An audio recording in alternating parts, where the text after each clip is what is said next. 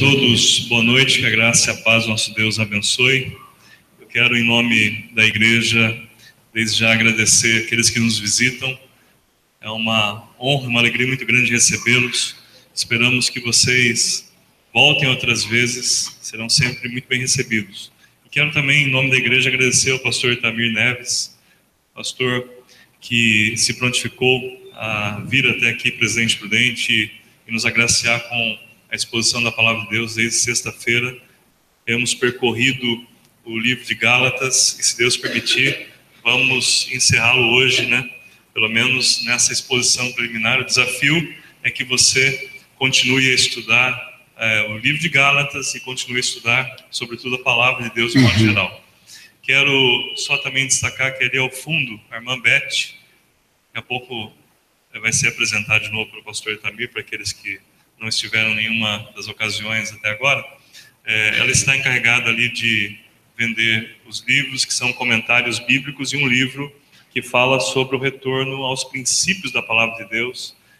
E eu quero recomendar que, se você puder, leve um desses livros, sobretudo de Gálatas. Ele tem, inclusive, um aspecto que facilita muito o estudo, que é a mídia ali, que você vai poder ouvir. Então, se você está muito ocupado para ler, você pode ouvir pelo menos, coloca no toca-CDs do carro e você vai ganhar tempo enquanto você faz os deslocamentos aí necessários, ouvindo a Palavra de Deus. Pastor Itamir, como vocês que estão acompanhando têm percebido, é uma pessoa muito capacitada por Deus, formado em teologia, em grego. Tá bom, tá bom. Chega, tá bom. Eu falei para vocês, ele não gosta que fala muito dele, E também com mestrado em ciências das religiões, e ele tem abençoado muitas pessoas pelo país todo, onde tem passado. Foi meu professor na Faculdade Teológica Batista de São Paulo, e, como eu disse na primeira noite aqui, na sexta-feira, uma das matérias que ele me deu marcou muito a minha vida, foi teologia da vida cristã. E isso foi o primeiro passo dessa nossa aproximação. Hoje eu tenho a alegria de tê-lo como amigo e o privilégio de não ser mais avaliado como aluno por ele, o que é um alívio muito grande também. Mas tem sido, esses anos todos, uma bênção sempre que nos encontramos. Eu sempre estou aprendendo, me considero um aluno até o dia em que Jesus me chamar à sua presença, ou ele voltar para nos buscar. E o pastor também tem sido um desses professores que tem me abençoado. Tenho certeza que você vai ser muito abençoado essa noite, mas não se esqueça, depois leve o material de auxílio para que você possa dar continuidade a tudo que você vai ouvir aqui. Deus abençoe todos vocês. Pastor Itamir, fique à vontade. Obrigado. Nós queremos agradecer a Deus a oportunidade, eu e a Beth, então quero que a Beth fique em pé agora. Essa moça bonita ali, pode olhar para trás, todo mundo. É minha esposa, é a minha primeira esposa, primeira e única, É bom a gente deixar isso claro, porque hoje a coisa está um pouco diferente, Então, essa é a primeira e única. Nós vamos completar 40 anos ano que vem. E olha que data, dia 1º de abril. E não é mentira, não. Realmente foi, nós nos casamos dia 1º de abril de 78. E aí, agora passado 40 anos, quase chegando 40 anos, Deus já tem nos dado 3 filhos, 2 Anas e um Itamir. E também tem dado agora 6 netos. É uma pancada, veio assim de uma hora para outra. Só ele já encheria uma classinha de escola dominical aqui das crianças. Deus tem sido muito bondoso para conosco. E, de fato, aquilo que o pastor Daniel mencionou, nós temos um contato desde 94. Desde 94. Eu era uma das pessoas que dirigia uma parte da faculdade, quando o Daniel chegou de Campinas, de Barão Geraldo, lá para a faculdade. E a partir daí nós tivemos sempre um bom relacionamento e Deus tem nos dado esse privilégio de manter esse relacionamento durante todo esse tempo. Muito bem, é um privilégio estar aqui quando vocês estão fazendo 23 anos. E é uma bênção realmente ver o que Deus tem feito na história da igreja. E pelo que eu tenho ouvido por aqui, por ali, já essa não é a primeira vez que estou aqui. Então, realmente é uma igreja que tem uma vida marcada por alguns acontecimentos especiais que Deus tem se manifestado aqui. Então, a minha palavra, a palavra nossa, a minha e da Beth, é que vocês continuem firmes, fazendo com que o nome do Senhor Jesus seja realmente notado aqui nesse ambiente onde vocês estão, seja notado aqui em Presidente Prudente. Uma outra coisa que eu preciso enfatizar é que esse ano, para quem não estava nesses 2 dias aqui, sexta e sábado, nesse ano também nós comemoramos o quê? 500 anos da Reforma. Então é um outro aniversário super importante. Você está aqui hoje porque um dia lá, 500 anos atrás, em 31 de outubro de 1517, Deus usou um homem chamado Martinho Lutero, que fez algumas declarações muito claras, baseadas na palavra de Deus, para que a igreja voltasse à palavra, para que a igreja voltasse aos ensinos, aos princípios bíblicos da palavra de Deus. E o que nós estamos fazendo agora, 500 anos depois, é exatamente isso.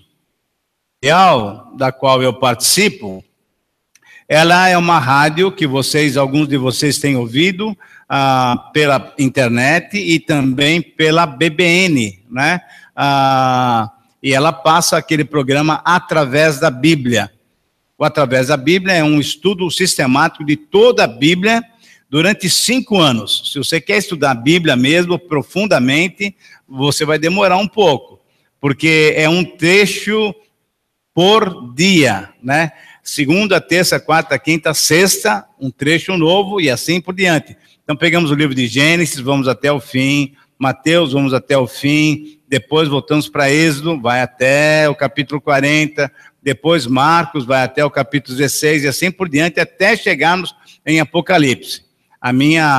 O meu convite a você é que você acesse o site da rádio, www.transmundial.org.br, e você vai poder ouvir a programação nossa e esse estudo a qualquer horário que você entrar, você pode ouvir.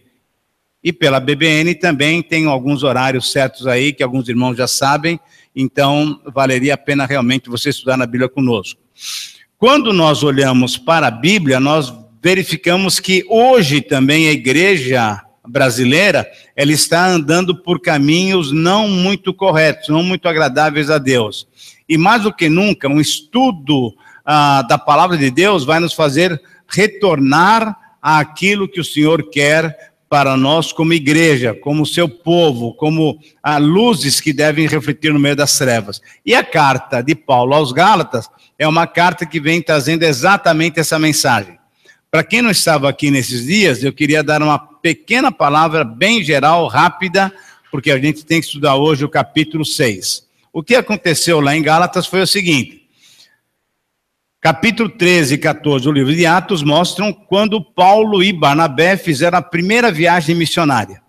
Foram pregando o evangelho aqui e ali em algumas cidades e fundaram igrejas. Então, o verdadeiro evangelho foi pregado e muitas vezes, ou muitas pessoas, aceitaram. Alguns recusaram, como normalmente acontece, mas muita gente aceitou o evangelho do Senhor Jesus Cristo e começou a andar corretamente. Logo depois disso, vieram algumas pessoas com más intenções, pessoas que ainda não tinham se apropriado de toda a verdade do evangelho, e eram judeus. E essas pessoas que tinham crido eram gentios, isso é, não eram judeus, eram estrangeiros para judeus. E o que aconteceu é que esses judeus, ainda que tinham muita afinidade com a lei judaica, com aqueles princípios da lei judaica, falaram para esse pessoal novo que tinha se convertido, falando o seguinte: olha, vocês receberam o evangelho, Jesus Cristo realmente é a solução para as nossas vidas, mas vocês têm que fazer mais alguma coisa. Vocês têm que obedecer também os princípios da lei de Moisés. E isso trouxe, então, uma confusão para os Gálatas, E aí, alguns deles, ou vários deles, começaram a fazer coisas que o evangelho verdadeiro não exige. E daí, então, quando Paulo soube disso, Paulo escreve essa carta, mostrando então para eles qual é o verdadeiro evangelho. Por isso, a gente tem falado em todas as mensagens, destacado essa palavra, essa frase, verdadeiro evangelho. E em Gálatas nós encontramos exatamente isso. Nós vimos aí então no capítulo 1, 2, 3, 4, 5, vários temas importantes, doutrina muito clara que a reforma protestante, lá em 1517, trouxe para nós. E se nós pudéssemos resumir a reforma, podíamos resumir em 5 grandes verdades. E as verdades são as seguintes: você vai encontrar a grande verdade do evangelho somente através das Escrituras, somente as Escrituras. Essa Escritura, que é a palavra de Deus, é a nossa Bíblia, ela vai mostrar que o quê? Que Deus é um Deus de graça. Ele nos oferece o contato novamente com Ele pela graça, sem que eu mereça nada, sem que você tenha feito nada de bom. Ele simplesmente nos dá a possibilidade de termos novamente comunhão com Ele pela graça. Então, somente a graça é que nos leva até a presença de Deus. Mas para você adquirir isso, para você trilhar nesse caminho, você precisa ter o quê? Fé. Somente pela fé é que você consegue crer nesse plano tão especial e crer no realizador desse plano, que é o Senhor Jesus Cristo. Somente pela fé em Cristo é que você consegue se apropriar da graça e chegar novamente à presença de Deus. Mas como é que acontece isso? Fé em quê? Fé no quê? Fé em você mesmo? Não. Fé em Jesus Cristo. Jesus Cristo é o único caminho, porque Ele já fez tudo o que Ele tinha que fazer por nós. Nós cantamos aí, eu acho que foi a segunda canção que nós cantamos, que Ele pagou as nossas dívidas. Jesus Cristo fez exatamente isso. Ele perdoou os nossos pecados. Por isso, a nossa fé tem que ser aplicada na pessoa do Senhor Jesus Cristo. Só Jesus é que nos leva a ter contato com o Pai. Tudo isso, em resumo, nos faz fazer o quê? Render toda a honra, toda a glória, todo o louvor somente a Deus. Somente a Deus. Então, em resumo, a verdade do Evangelho se pode destacar nesses 5 pontos. Somente a Escritura, somente a graça, somente a fé, somente Cristo e somente toda a honra e toda a glória a Deus. E a mais ninguém. A mais ninguém. Não é a igreja, não é um pastor, não é um apóstolo, não é ninguém. É somente a Deus que recebe e merece toda a glória que nós devemos a Ele. Diante disso, então, nós vamos vendo que a justificação, então, é pela fé. É pela fé naquilo que o Senhor elaborou para nós. Essa justificação vem gratuitamente para nós, sem que eu precise fazer absolutamente nada, porque Jesus Cristo já fez tudo por mim e fez tudo por você, e a partir daí, então, nós temos a possibilidade de viver uma vida agradável diante dele. Como? Como nós vimos hoje pela manhã. Quando recebemos o Senhor Jesus pela fé, recebemos também, nos é concedido uma bênção extra, um presente extra, além daquele que nós temos, que é a salvação. Qual é o presente? A pessoa do Espírito Santo em nossas vidas. E aí, nós temos a possibilidade de realmente andar e desenvolver uma vida realmente bonita, agradável a Deus. Então, olha só, se você está aqui hoje nos visitando e que você ainda não tem esse contato pessoal com o Senhor Jesus Cristo, eu queria te dizer o seguinte, que o grande plano de Deus para a sua vida é exatamente esse.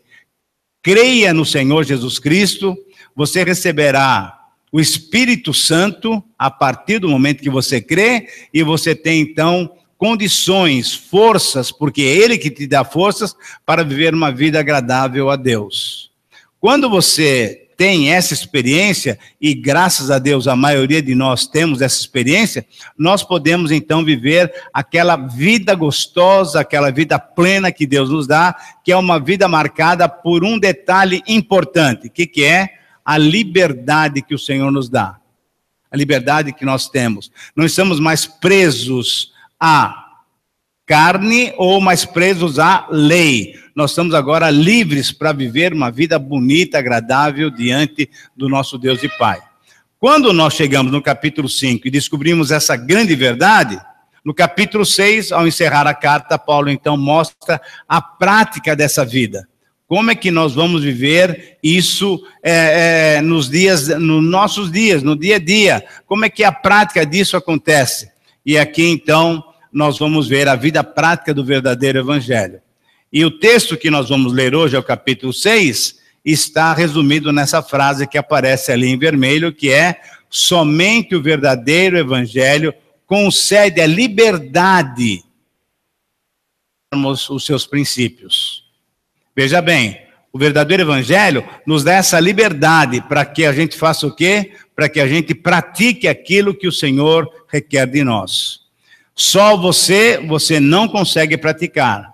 Só você é incapaz de viver uma vida agradável a Deus. Mas quando você usufrui da presença do Espírito Santo que você já tem na sua vida, e quando você então vive essa vida livre que Deus nos oferece, nós temos princípios bem claros aqui no capítulo 6, que você e eu podemos praticar, porque agora quem comanda a nossa vida não somos mais nós, não é mais a lei, mas é o Espírito Santo. Então, por gentileza, abra sua Bíblia no capítulo 6 de Gálatas e vamos ler esses 18 versos desse capítulo tão importante e finalizando então os nossos estudos. Irmãos, se alguém for surpreendido em algum pecado, vós que sois espirituais por quê? Porque agora quem domina você é o Espírito Santo, tá certo? Vós que sois espirituais, deveis restaurar essa pessoa com espírito de humildade. Ao invés de falarmos, você errou, você pecou e tal, então cai fora. Não. A primeira parte na nossa conversa com essa pessoa é o que é? Tentar reaproximá-la de Deus. Tentar fazer com que ela perceba o seu erro, peça perdão e volte a ter comunhão com Deus. Então você deve restaurar essa pessoa com espírito de humildade. E aí você também tem que ficar atento para que você mesmo não seja tentado e caia também. Cuida de ti mesmo, para que não sejas tentado também. Agora, olha só que coisa interessante. Olha o princípio aqui. Levai os fardos uns aos outros, e assim estareis cumprindo a lei de Cristo. Qual é a lei de Cristo que nós vemos hoje pela manhã? A lei do amor. Do amor. Quando nós estamos querendo ajudar uns aos outros, nós estamos praticando o amor. Pois, se alguém pensa ser importante, não sendo nada, engana-se a si mesmo. Mas cada um avalia o seu próprio procedimento e então terá motivo de o quê? Para orgulho, somente em si mesmo e não nos outros. Por quê? Cada um carregará o seu próprio fardo. Nós precisamos entender direitinho essa questão de cada um carrega o seu próprio fardo e também levar os fardos uns aos outros. Vamos entender isso claramente. Versículo 6, continua Paulo aos Gálatas falando o seguinte: o que está sendo instruído na palavra deve repartir todas as coisas boas com aqueles que o instruiu. Não vos enganeis, de Deus não se deixa zombar, Deus não se deixa zombar, de Deus não se zomba. Portanto, tudo que o homem semear, isso também é o quê? Colherá. Pois quem semeia para a sua carne, da carne, olha só, colherá o quê? Perdição, morte, ruína, vai ser uma frustração completa. Mas quem semeia para o Espírito, do Espírito vai colher o quê? A vida eterna. E não nos cansemos de fazer o bem, pois se não desistirmos, colheremos no tempo certo.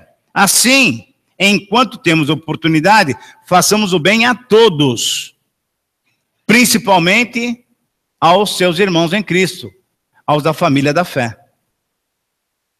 Não é correto, se nós somos uma família, se nós somos um corpo, deixar que o corpo sofra, deixar que a família, um membro da família sofra e você não faz nada. Não, atenda primeiro a família da fé. Aí versículo 11 vai chegando até o final. Vede com que grandes letras eu vos escrevo, do próprio punho.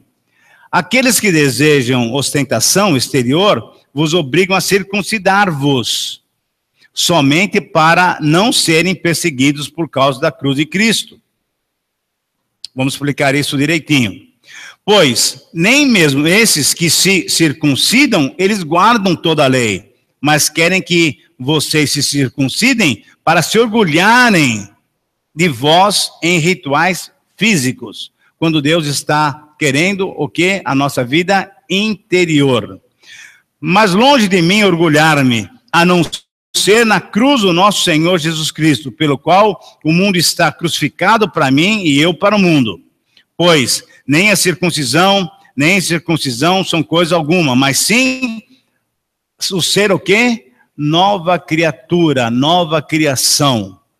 Misericórdia sejam sobre todos os que andam conforme essa norma, e também sobre Israel de Deus.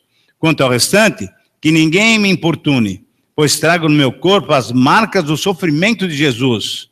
Irmãos, a graça do nosso Senhor Jesus Cristo esteja com o vosso espírito. Amém. Só a leitura desse texto já poderíamos falar realmente amém. E aí já ir embora para casa. Mas não, vamos tentar explicar algumas coisas.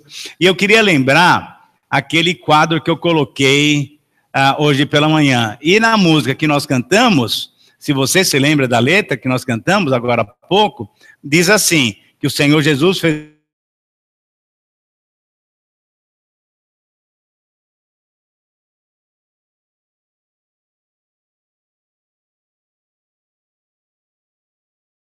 pecados, tá bom? Então,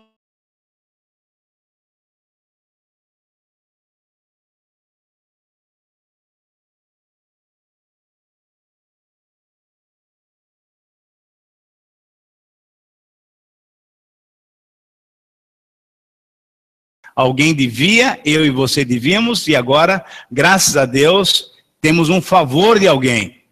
Agora, quem é que pagou? Quem pagou por nós, pelas nossas dívidas, pelos nossos pecados, pelas nossas transgressões, quem foi? Jesus Cristo. Em que data? Há 2000 anos atrás, ele verteu o seu sangue lá na cruz do Calvário. Mas esse plano já estava elaborado lá na eternidade. E o total que ele pagou foi o quê?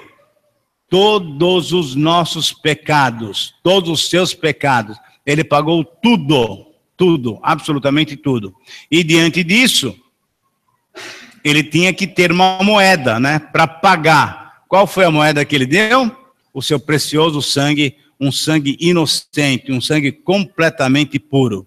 Por isso, então, nós podemos dizer essa frase que está escrito aqui. Espero que você consiga ver, a letra está bem pequenininha, mas eu acho que você consegue. Eu vou ler para você e você vai tentando acompanhar o seguinte: diante de tantas contas que precisamos pagar, viemos por meio desse folheto lembrar a você que a nossa maior dívida já foi paga pelo Salvador Jesus Cristo.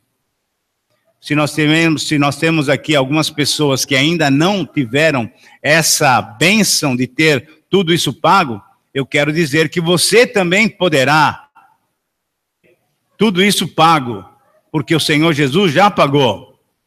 Nós, que antes estávamos condenados por causa dos nossos pecados e delitos, hoje podemos ser livres através do quê? Desse precioso sangue, do sangue de Jesus, que foi derramado na cruz do Calvário. No coral, cantando os hinos, falou o quê? Que ele venceu. Ele venceu. Ele não ficou lá pendurado. Ele não é um Senhor morto, ele é um Senhor vivo. Ele venceu. Não há nada que possamos fazer para pagar aquilo que o Senhor Jesus fez. E estamos falando agora de manhã, quando falamos sobre esse detalhe, que a tendência do ser humano é querer pagar. nós queremos nada de graça, nós queremos mostrar o nosso valor, nós queremos pagar de alguma maneira. Não, quem pagou foi ele, e ele pagou com a melhor moeda que tinha, que era o seu próprio sangue inocente. Então você nunca vai conseguir pagar aquilo que ele fez por você. Não há nada que possamos fazer para pagar esse sacrifício. Não há promessa, não há penitência, não há boas obras de retribuir, não há qualquer jeito de retribuir esse gesto que foi feito por ele, num precioso e maravilhoso amor. Entregue então a sua vida totalmente ao Senhor Jesus e viva a liberdade que ele conquistou para você. Se nós já entregamos a nossa vida ao Senhor Jesus, o que ele espera de nós é que nós usufruamos, valorizemos a liberdade que ele conquistou para cada um de nós. Portanto, o que Gálatas está mostrando é que nós devemos voltar à palavra e colocar a nossa vida completamente nas mãos dele, para que todo o louvor e toda a honra seja dada a ele. Ele pagou caro por isso. Portanto, não rejeite esse amor, não rejeite a liberdade, não rejeite a vida nova que ele tem dado para cada um de nós. Olhando então para 6, nós temos então a seguinte afirmação: o verdadeiro evangelho concede a liberdade para nós praticarmos os seus princípios. Essa vida livre vai nos ajudar a praticar alguns princípios básicos. E quais são os princípios que a gente vai ver aqui? São 3 pelo menos. O primeiro princípio é praticar a lei do amor. Lei do amor. E no capítulo 1, versículos 1 a 5, nós vamos ver exatamente isso. O que é essa lei do amor? É aquela união, aquela comunhão que nós devemos ter uns com os outros. E isso fica claro através dessas 5 frases que são escritas aí em verde.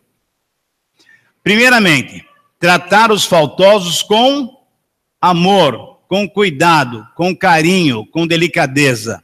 Porque, na verdade, na nossa caminhada cristã, queridos irmãos, todos nós falhamos, todos nós cometemos algumas faltas, todos nós escorregamos, né? E aí pecamos. E aí o que a gente quer? Se estamos no corpo de Cristo, queremos que alguém nos apoie, que alguém nos ajude, que alguém nos estenda a mão.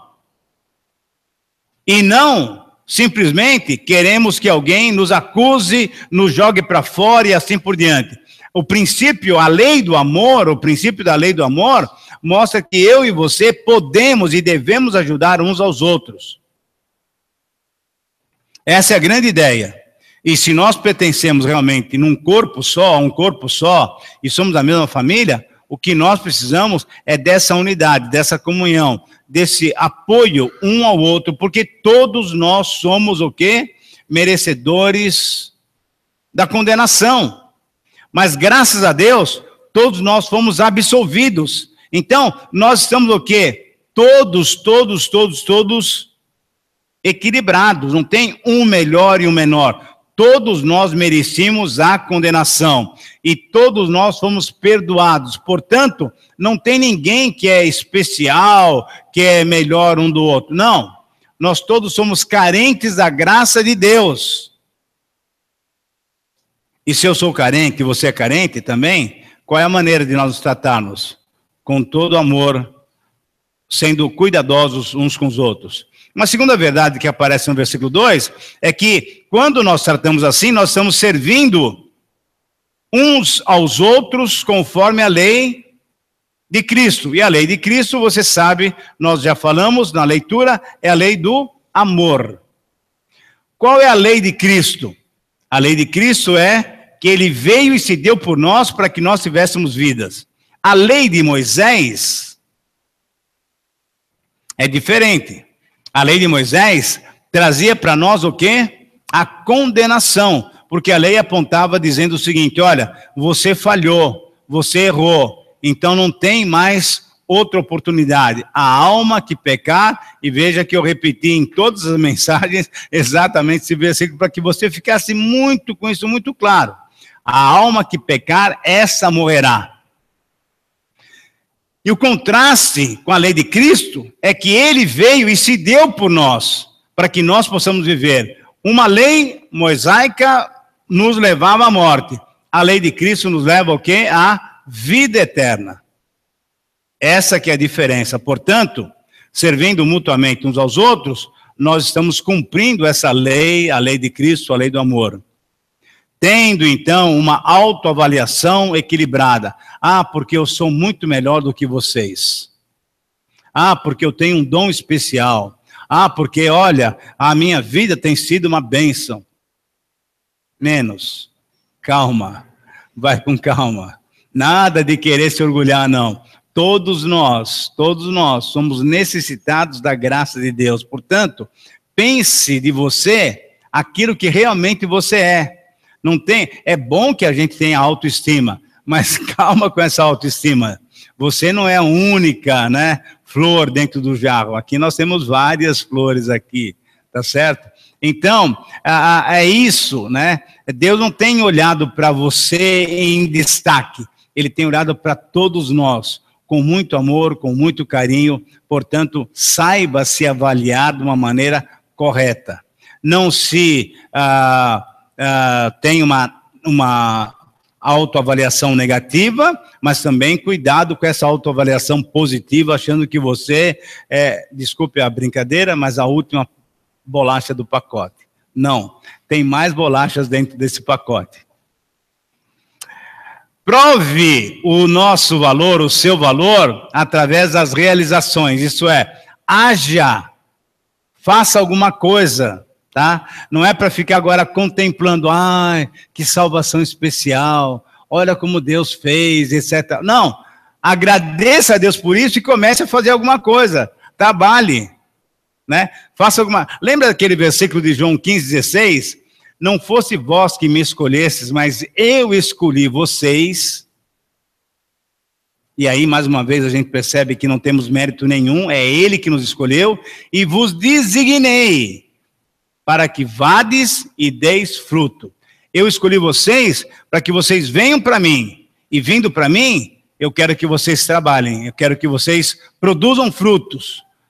E frutos quais são? Nós vimos hoje pela manhã. Não são almas convertidas. É fruto o quê? Do Espírito Santo na nossa vida. Deus está mais interessado na sua vida interior do que em uma outra pessoa que você possa levar para Cristo. Mas não quer dizer que você não deva evangelizar. Evangelize também. Proclame a verdade. Mas o Deus está querendo que a tua vida seja uma vida exemplar. Porque quando você tiver essa vida exemplar, frutificando no Espírito, o que vai acontecer? Pessoas vão ser atraídas. Deu para entender? Quer dizer, você pode, você deve falar do Senhor Jesus, mas o que Ele quer é que você viva que nem o Senhor Jesus. E quando você faz isso, o que acontece? As pessoas vão chegando. Mas que tipo de vida que você tem? Como é que você pode ser tão alegre numa situação dessa? O que aconteceu com você e você está em paz? Aí você vai falar, eu tenho um segredo. E o teu segredo você sabe qual que é.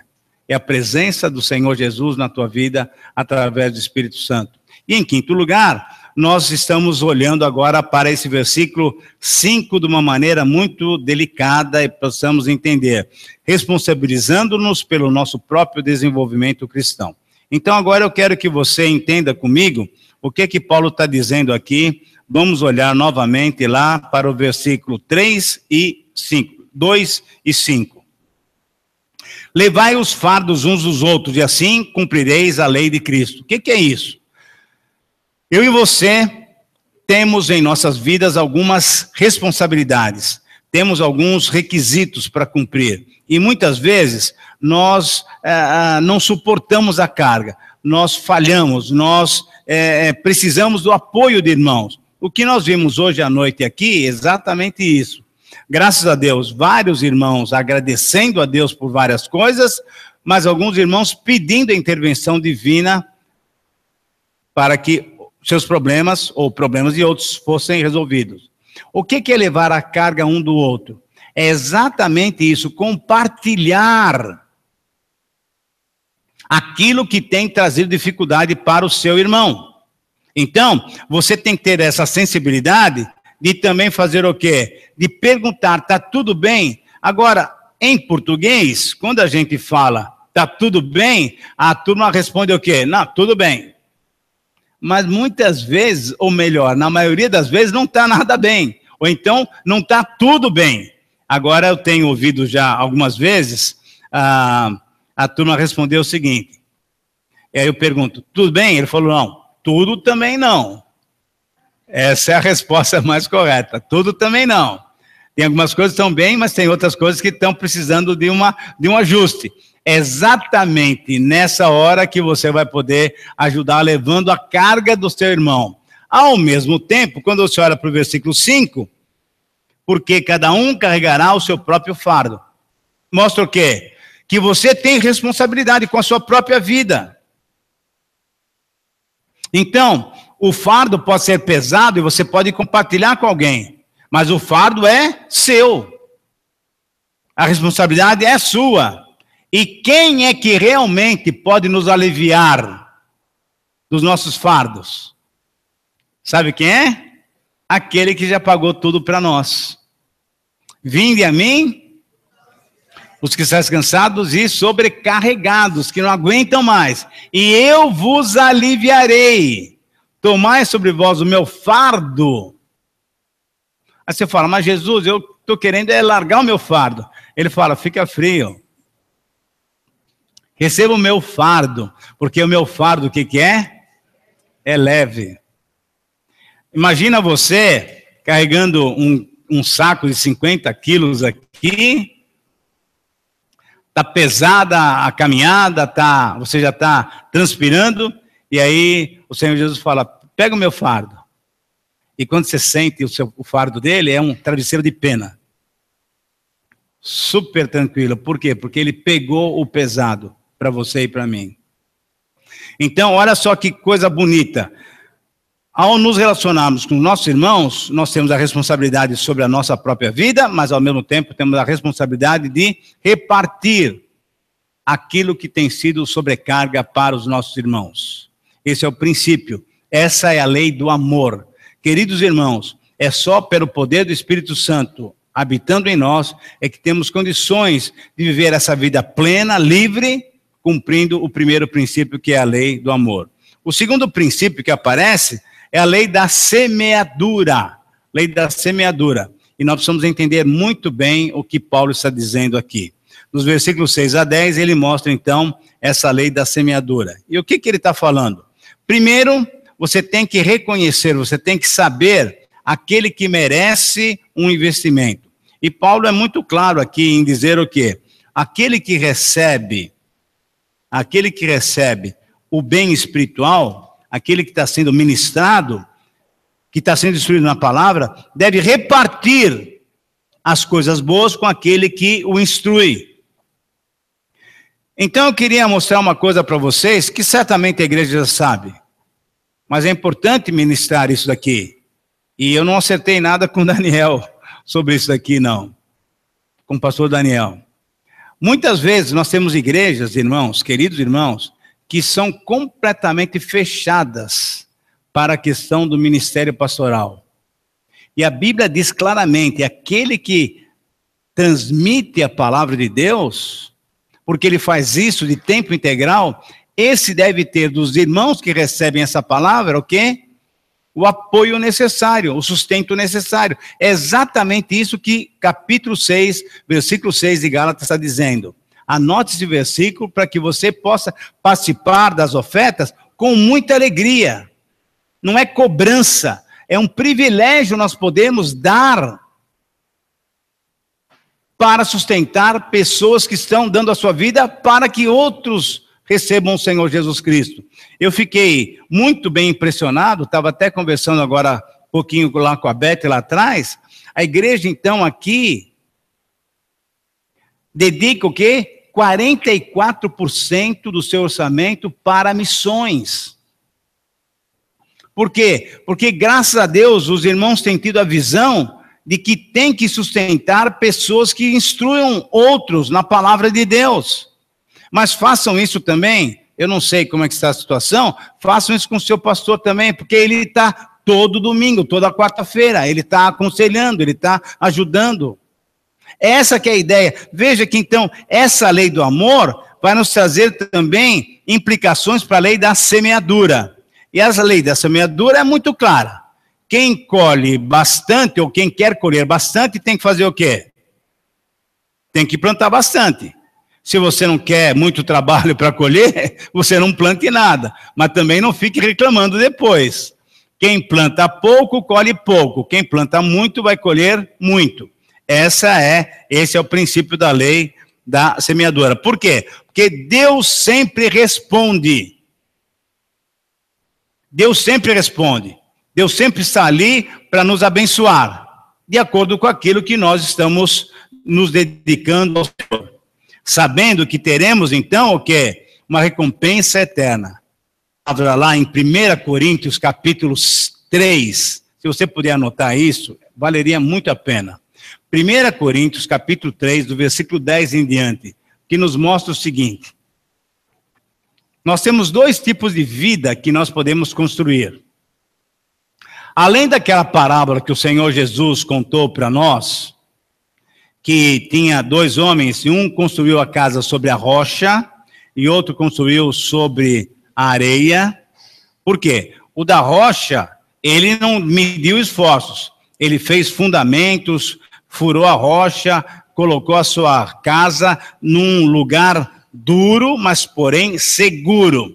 O outro que queria uma vida fácil, ele, vou fazer essa casa aqui em cima dessa areia que é tranquilo, não preciso ter muito trabalho para furar e tal. O que aconteceu, você sabe. A recompensa, você sabe o que aconteceu. Veio vento, veio água, veio enchente, e a casa que estava na rocha permaneceu. A casa que estava na areia foi embora. Por falar nisso, fazendo um pequeno parêntese, vejam lá no Nordeste, lá Maceió, Aracaju, não sei, por ali, está tendo muita chuva e tem gente perdendo vida e perdendo a casa também, porque construíram um lugar que não era apropriado. Muito bem, diante disso tudo, o que nós temos em 1 Coríntios, capítulo 3, 10 em diante? Paulo fala que nós temos dois tipos de vida que nós podemos construir. Além desse alicerce, ou na areia, ou na rocha, Paulo fala que você tem dois tipos de vida que você pode construir. Dois tipos de material que você pode construir a sua casa. Você pode construir com madeira, feno e palha, ou você pode construir com, está aí no texto, ouro, prata e pedras preciosas. E a pergunta que a gente faz, que a Bíblia lança para nós é: que tipo de casa você está construindo? Que tipo de vida você está construindo? Sabe por quê? Porque um dia essa casa, essa vida que você está construindo, ela vai ser o quê? Colocada diante de Deus. E o termo que Paulo usa lá, é que esse colocada diante de Deus, na verdade, vai ser passada pelo juízo de Deus, pelo crivo de Deus, pelos olhos penetrantes como fogo do Senhor Jesus Cristo. E aí, meu amigo, se a tua vida tem sido construída com o quê? Madeira, feno e palha, você vai ser salvo, mas as suas obras vão ser totalmente queimadas. Mas se você construiu com ouro, pedras preciosas e prata, as suas obras serão ainda mais reluzentes e você garante também a sua salvação.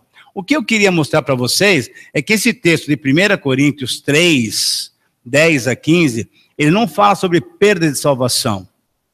Se você olhar no versículo 15, 14 e 15, ele fala, a pessoa vai ser salva, mas como que? Através do fogo. E aí eu faço uma pequena brincadeira que é a seguinte: quando você chegar lá no céu, presta bem atenção, já estou te dando a pista do que vai acontecer lá. Você vai entrar no céu e você vai sentir um cheirinho diferente. Você vai falar, mas tem um cheiro de fumaça queimado aqui. Aí Pedro, que é o cara que vai estar te conduzindo lá, né? Ele vai falar, não, aqui é o setor dos crentes defumados. Você tem isso daí. Eu espero que você não esteja nesse pacote. Porque você vai sentir um cheirinho, você vai falar, mas Pedro, o que é isso? Esse pessoal construiu a vida deles com o quê? Madeira, feno e palha. Foram queimadas as obras. O cheirinho da fumaça ficou. Mas graças a Deus eles estão salvos pela graça de Deus. Então, gente, que tipo de vida nós queremos apresentar a Deus? Uma vida, desculpe a palavra, fajuta, uma vida que não vale nada, em que você não provocou uma reação da sua velha natureza contra o espírito ganhando da velha natureza, ou uma vida que realmente você se dedicou, orou, trabalhou, produziu coisas boas, uma vida construída com madeira, feno, palha ou ouro, prata e pedras preciosas. Exatamente isso, porque Deus vai dar uma recompensa para cada um de nós. Versículo 9 mostra o quê? Que sabemos que receberemos pela justiça praticada. Então, quando eu ando corretamente diante de Deus, Deus vai abençoar-me, Ele é um Deus generoso em recompensar-me. E tudo isso vai mostrar o quê? Que nós devemos valorizar a unidade que nós temos em Jesus Cristo. Assim, enquanto temos a oportunidade, façamos o bem a todos. A todos. Mas o quê? Principalmente aos da família da fé. Nós temos um contato entre nós aqui. Nós somos irmãos em Cristo. Nós somos membros do mesmo corpo. E, portanto, eu tenho responsabilidade por você e você tem responsabilidade por mim. E responsabilidade quer dizer o quê? Eu tenho que dar todo o apoio que você precisa. E você precisa me dar todo o apoio que eu preciso. E quando, prestem bem atenção, e quando por acaso, ou eu ou você falharmos, como é que diz o versículo 1? Vocês que estão andando bem, vocês que estão andando no Espírito, admoestem, incentivem, cuidem daquele que está tendo um momento fraco na sua vida. É dessa maneira que nós vamos mostrar para o mundo que nós somos pessoas diferentes, porque Deus nos faz diferentes. Então esse é o princípio do quê? Da lei da semeadura. Faça o melhor que você puder, caminhe bem, desenvolva os seus dons, pratique o bem, seja uma pessoa generosa e você vai colher do Senhor o quê? As recompensas que o Senhor tem prometido para aqueles que se dão para Ele e para a sua obra. Lei do amor, lei da semeadura, e agora tem a lei do quê? Da humilhação. A lei da humilhação, versículos 11 a 18. Só que antes, eu queria que a gente olhasse para um trecho muito importante dessa mensagem. E eu queria que você entendesse direitinho essa questão de fazer a sua vida com ouro, prata e pedras preciosas ou com madeira, feno e palha. Olha essa frase. O princípio é, com o suor do teu rosto comerás o teu pão. Isso é, esforça-te para que você possa trabalhar e possa obter a recompensa. Essa é a lei da semeadura. Barganhar com Deus, fazer da igreja um negócio, ou do púlpito um balcão, e dos irmãos consumidores do evangelho, e o evangelho fazer do evangelho um produto, tudo isso pode aparentemente nos trazer alguns resultados. Olha aquele pessoal, quantas bênçãos e tal, e essa igreja é próspera, não sei o quê. Cuidado, porque esse dinheiro certamente é amaldiçoado, pois foi adquirido de uma maneira ímpia, pagã, não cristã. Então, tome muito cuidado, não tente negociar com Deus, não tente barganhar com Deus. Olha, Deus, eu estou dando, o Senhor vai ter que me dar. E aí você vem com aquelas terminologias que você tem ouvido por aí. Não, pode reivindicar, porque agora você tem direito. Nós falamos hoje pela manhã. Qual que é o nosso direito? Nenhum. Porque nós entregamos, o manso entregou os seus direitos a Deus. eu não tenho nada. A minha família, a minha esposa, meus netos, meus bens, meu carro, não sei o que mais, tudo é de Deus. Eu apenas sou o quê?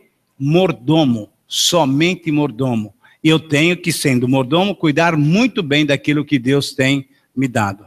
Portanto, essa lei da semeadura, juntamente com a lei do amor, vai nos ajudar a entender o que é vida cristã, e isso vai nos colocar exatamente dentro dessa nova lei, que é a lei da humilhação. A lei da humilhação.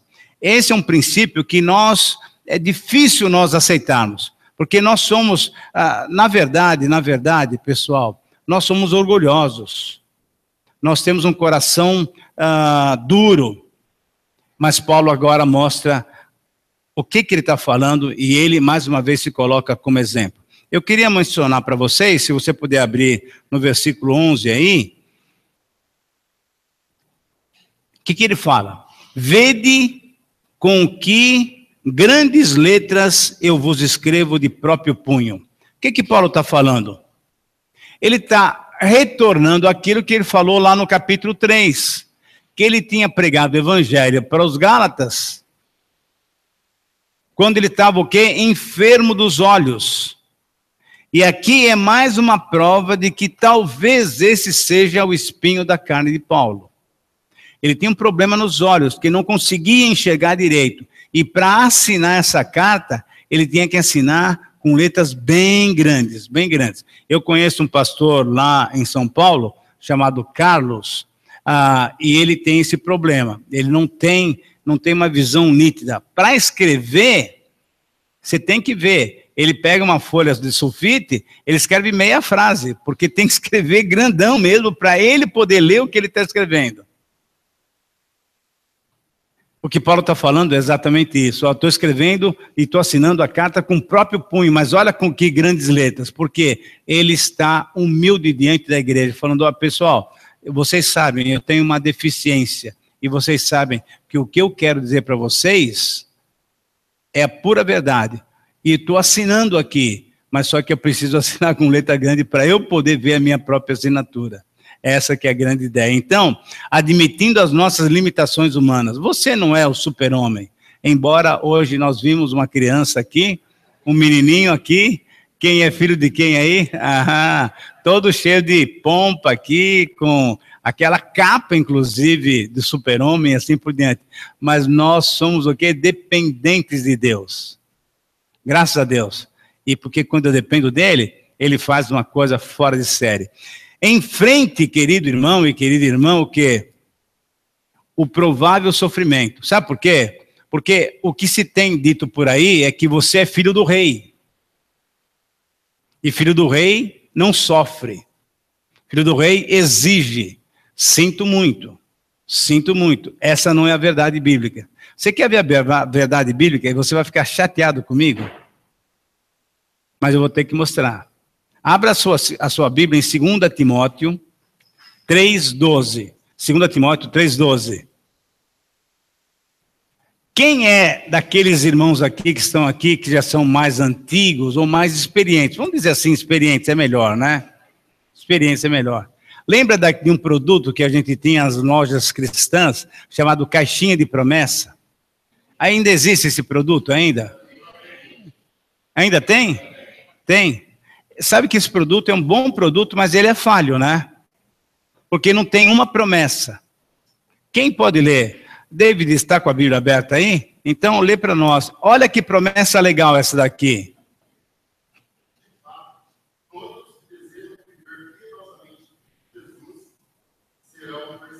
Oh, mas por que bênção, hein? Por que você não fala assim, recebo? Por que não fala recebo? É uma promessa, não é? Todos que querem viver o quê? Piedosamente em Cristo Jesus. Oh, eu recebo, eu quero viver essa vida. Então será perseguido. Opa, peraí, aqui eu não vou. Eu paro por aqui. Gente, nós vivemos numa ilusão. Tem gente pregando uma ilusão. Tem gente pregando uma mentira. E se o nosso Senhor Jesus sofreu, se a coroa do Senhor Jesus foi coroa de espinhos, Se o trono dele foi a cruz, porque eu que sou seguidor dele, vou achar que tudo tem que dar muito bem comigo. Espera um pouquinho, é só lógica. E o Senhor Jesus, na oração do capítulo 17 de João, como nós mencionamos já durante esses dias aqui, falou o seguinte: o mundo me odeia, portanto não fiquem surpresos, que o mundo vai odiá-los também. Então não fique pensando que você, porque é crente, você agora está isento de problemas. Não, você talvez vai ter mais problemas ainda. Porque Deus vai querer o quê? Testar a sua fé, purificar a sua conduta, para que cada vez mais, queridos irmãos, pensem bem nesse plano, para que cada vez mais você se pareça com o Senhor Jesus Cristo. Quem é casado aqui? Levanta a mão. Uma boa parte aqui. Boa. Quem é noivo?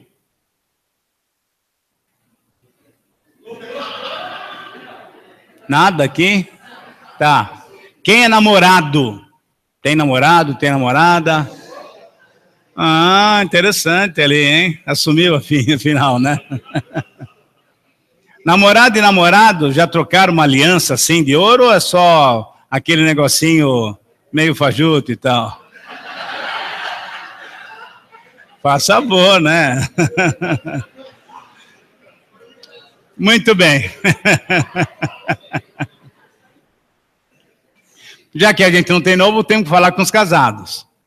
Ah, e também temos outras pessoas aqui que estão orando para que Deus resolva o problema delas, né? É verdade, isso eu sei disso aí também. Mas quando você tem essa aliança aqui, ela é de um ouro, né, que tem um certo valor. O que acontece para que você tenha uma aliança de 18 quilates ou 24 quilates? Não tem nada de 24 quilates e um que morde, não tem nada disso, é o valor, né, do metal aqui. O que ele tem que fazer? Quem vai fazer aliança, coloca o ouro num cadinho, né, e vai o quê? Deixando que o fogo tire as impurezas. Dá para entender isso? Para que o ouro fique cada vez mais valioso, mais puro. Como você acha que Deus vai fazer com a sua vida, para que a sua vida se torne cada vez mais semelhante ao Senhor Jesus Cristo? Já pensou nisso? Ele vai colocar você na fogueira. É exatamente isso. Na fogueira espiritual, você vai sendo tostado, né? Deus fala, aqui não está legal, vou virar um pouquinho aqui e vou dar uma queimadinha melhor ali e tal, até que ele fique pronto. Lembra do versículo de Paulo aos Filipenses? A boa obra que ele começou, ele vai concluí-la até o dia de Cristo Jesus. Que dia é esse? Ou quando o Senhor Jesus vier, ou quando nós formos chamados para estar na presença dele. Portanto, querido irmão, saiba que você vai ter sofrimento sim, na sua vida. E glorifique a Deus pelos sofrimentos, porque Deus está preparando você para passar a eternidade juntamente com ele. Saiba então aquilo que tem verdadeiro valor. Essas coisas aqui são passageiras. O grande valor é o valor eterno.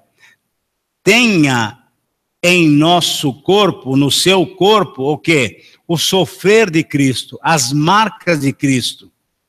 Como que isso acontece? Quando você o quê? Recusa aquilo que o mundo lhe dá. Quando você se desfaz daquilo que tem te atraído. Quando você se desfaz do seu próprio eu. E isso vai marcar a tua vida. Vai fazer com que você seja cada vez mais uma pessoa bonita diante de Deus, uma pessoa agradável diante de Deus. E quando você, então, está desenvolvendo essa lei da humilhação, o que você tem que fazer mesmo é ser uma pessoa abençoadora. E aqui eu queria concluir de uma maneira muito legal para você ver como que a Bíblia se encaixa. Quando Deus chamou Abraão, e eu já mencionei isso algumas vezes, ele falou o quê? Sê tu uma bênção, seja uma bênção, em ti serão benditas todas as famílias da terra. O que Paulo está falando aqui? Você é filho de Abraão, não é? Pela fé, nós já vimos isso. Portanto, seja o quê? Um abençoador. abençoador. Isso é, viva uma vida que você traga paz, alegria, bondade, amor, uma bênção para a vida daqueles que cercam você. Seja uma pessoa abençoadora. Termino dizendo o seguinte: o verdadeiro cristão é aquele que se alegra em praticar os princípios que o tornam cada vez mais semelhante ao Senhor Jesus Cristo. Nós vimos hoje à noite, então, nessa conclusão desse livro tão especial, 3 princípios: a lei do amor, a lei da semeadura e a lei da humilhação. Que Deus nos conceda a graça de vivermos assim, para a sua honra e para a sua glória. Amém? Mais uma vez, muito obrigado por poder participar com vocês desse aniversário tão especial da igreja e poder refletir com vocês sobre essa carta tão especial, que é a carta de Paulo aos Gálatas, a carta da liberdade. Espero que você tenha gostado e que você agora se aprofunde mais em conhecer a palavra de Deus. Mais uma vez, que Deus os abençoe, que Deus possa multiplicar muitos e muitos anos a vida dessa igreja para a glória do Senhor. Amém.